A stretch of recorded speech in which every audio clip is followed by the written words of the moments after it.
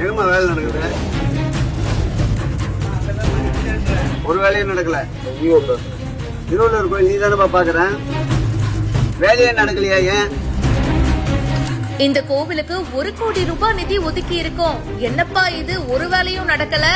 அதிரடி விசிட் செய்த அறநிலையத்துறை அமைச்சர். ஒரு ஸ்பீடபம் பண்ணலங்க, வேலை நடந்தா 2 மாசம் இருக்கும் போது அறிகுறி அப்படித்தான் இருக்கு. தம்பி 9:15 ஒரு ஆள் கூட இல்ல, அங்க சைட்டுக்குள்ள தான் நிக்கிறேன். வீடியோ காலில் அதிகாரிகளுக்கு கொடுத்த ஷாக். மற்றபடி இன்னைக்கு வேலை நடத்திட்டு எனக்கு போட்டோ போடுங்க.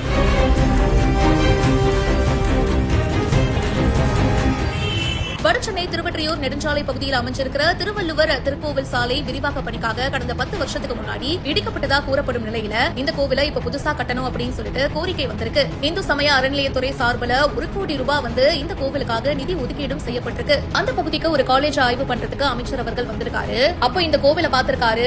வேலை என்னப்பா நடக்கிற மாதிரியே தெரியல, பணிகள் தொய்வு இருக்கு அப்படின்றத பார்த்துட்டு உடனடியா அவரே களத்துல இறங்கிட்டாரு. சம்பந்தப்பட்ட அதிகாரிய உடனே போன் பண்ணி என்னப்பா ஆச்சு அப்படின்னு சொல்லி ஃபுல் டீடைல்ஸ் கேட்டிருக்காரு. வேலை நடந்துட்டு இருக்கு அப்படின்னு சொன்னதும், அட நான் இங்க ஸ்பாட்ல தான் இருக்கேன், எங்க வேலை நடக்குது, ஒண்ணுமே நடக்கலையே, வேலை நடக்கிறதுக்கான எந்த அறிகுறியுமே தெரியலையே அப்படின்னு அதிகாரிக்கு அதிர்ச்சி கொடுத்துட்டாரு. இதே மாதிரி இன்னொருத்தருக்கும் வீடியோ கால் பண்ணி என்னப்பா நடக்குது அப்படின்னு சொல்லி கேட்டு தெரிஞ்சுக்கிட்டாரு. சீக்கிரமா இந்த கோவில் பணியை செஞ்சு முடிக்கணும் அப்படின்னு உத்தரவு போட்டிருக்காரு. இதனால அந்த இடத்துல பரபரப்பு ஏற்பட்டிருக்கு.